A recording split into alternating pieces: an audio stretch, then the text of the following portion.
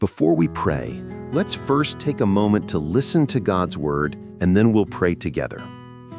There are seasons in life when everything feels heavy, the weight of responsibilities, the burden of unanswered questions, the exhaustion of trying to stay strong when your heart is breaking.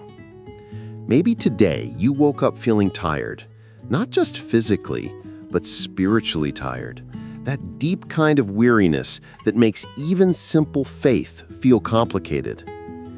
You're not alone in this feeling. Even the strongest believers have walked through valleys where faith flickered like a candle in the wind. Perhaps you've been praying, but the heavens seem silent. Maybe you've been believing, but the breakthrough hasn't come. And in those moments, doubt whispers, "Is God really there? Does he see me? Does he care?" But today, I want to remind you of something powerful. In Matthew 11:28, Jesus says, "Come to me, all you who are weary and burdened, and I will give you rest." This isn't just an invitation, it's a promise. When life feels heavy, God doesn't condemn your weariness. He invites you closer. He wants to restore what feels broken inside you. When Jesus spoke those words, "Come to me, all you who are weary and burdened," he was standing in a world much like ours. People were struggling under the weight of religious expectations, political oppression, and personal pain. They were tired. They were searching. And into that exhaustion, Jesus offered something radical: rest for the soul. Notice that Jesus didn't say, "Try harder." He didn't say, "Figure it out on your own." He said, "Come to me."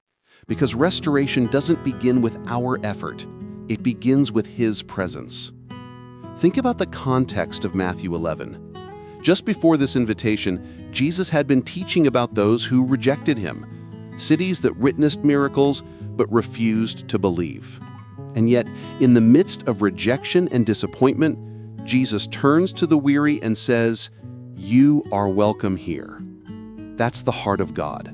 When everyone else demands more from you, God offers you grace.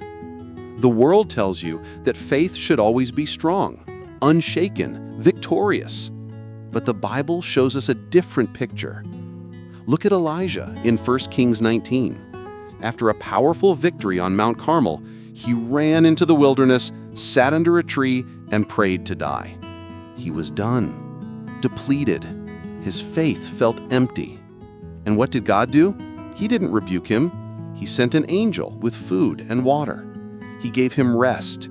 He met him in his weakness. The world says if you had enough faith, you wouldn't struggle. But God says, in your struggle, I am still with you. The psalmist understood this. In Psalm 23, David writes, "Even though I walk through the darkest valley, I will fear no evil, for you are with me." Notice he didn't say, "I will avoid the valley." He said, "I walk through it, and you are with me." Faith isn't the absence of heavy seasons. Faith is the presence of God in the middle of them. Maybe today you feel like you're walking through that valley. The shadows are long. The path is unclear, and your faith, once so vibrant, feels like a distant memory. But here's the truth that will anchor your soul. God's faithfulness does not depend on your feelings. Isaiah 40:31 promises, "But those who hope in the Lord will renew their strength. They will soar on wings like eagles. They will run and not grow weary. They will walk and not be faint." This renewal isn't something you manufacture. It's something God provides when you wait on Him, when you bring your weariness to Him, when you stop trying to carry it all alone. And friend, I need you to understand something crucial today. Restoration is not the same as perfection. God isn't asking you to have flawless faith. He's inviting you to bring your broken faith to Him. In Mark 9:24, a desperate father cries out to Jesus, "I do believe. Help me overcome my unbelief." And Jesus honored that prayer. He didn't demand stronger faith. He met the man right where he was. That's the grace we serve under. You don't need to pretend everything is fine. You don't need to have all the answers. You simply need to say, God, I'm struggling. I'm tired. Restore what feels lost in me. And He will. Because Philippians 1:6 assures us, He who began a good work in you will carry it on to completion. God doesn't abandon unfinished projects. He doesn't give up on weary hearts. He restores, He renews, He rebuilds. So today, we choose to trust, not because we feel strong, but because He is faithful. We choose to believe that even when life feels heavy, God is still sovereign, still good, still working, and He is about to restore the faith that feels buried beneath the weight you've been carrying.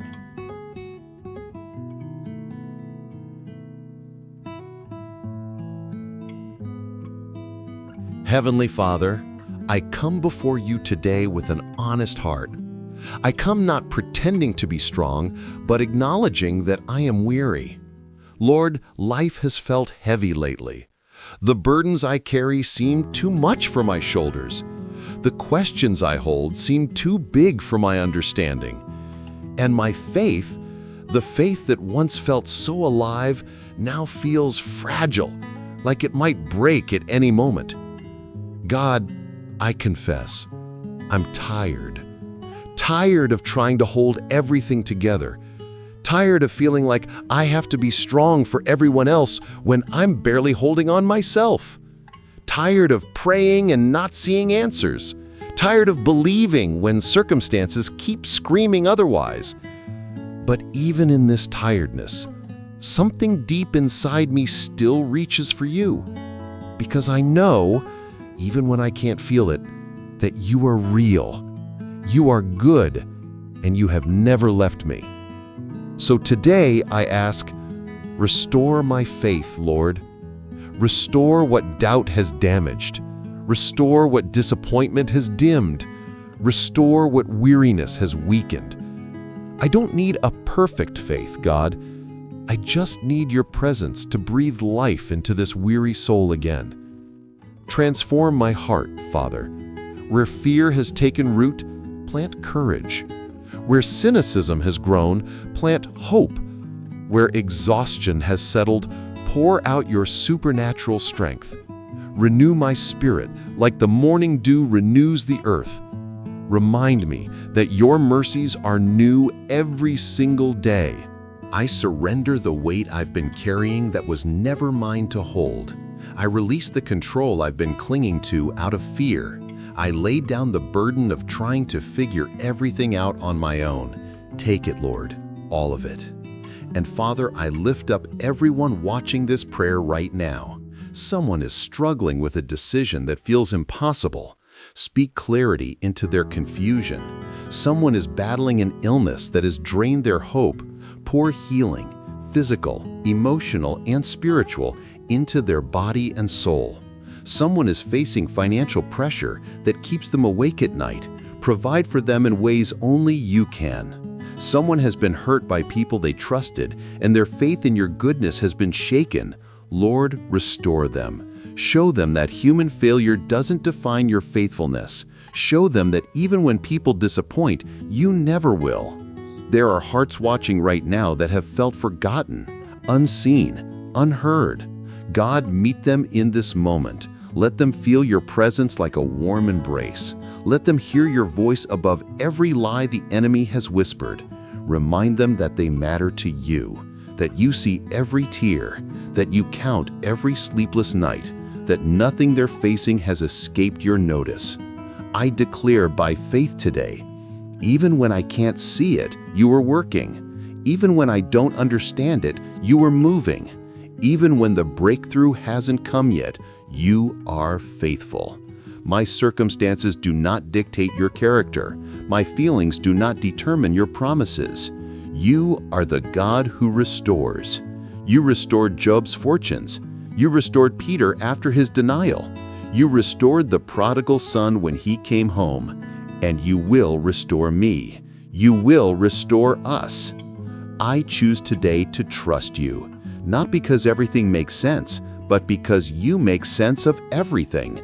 Not because I'm strong enough, but because you are strong enough for both of us. Renew my strength, Lord, like the eagles. Lift me above the storms I've been walking through. Give me your perspective when mine is clouded. Fill me with your peace that surpasses all understanding. Let your joy be my strength when my own runs dry. And when this heavy season passes, and it will pass, let my faith be deeper, not shallower. Let my trust be stronger, not weaker.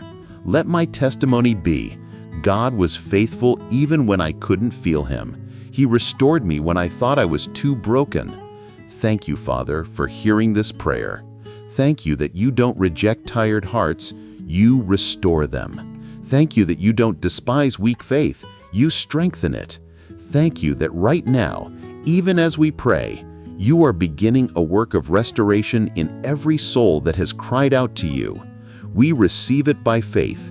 We believe it in our hearts. We trust you for the breakthrough. In Jesus' mighty and matchless name, amen. May the grace and peace of our Lord Jesus Christ be with you today and always. As you step into the rest of this day, I want you to carry this truth with you. God is not finished with your story.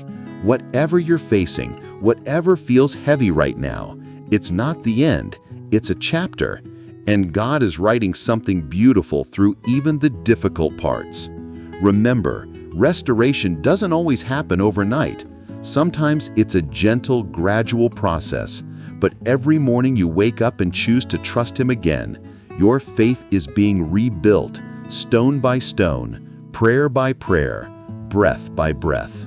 Whatever you face today, remember, God is working in your life.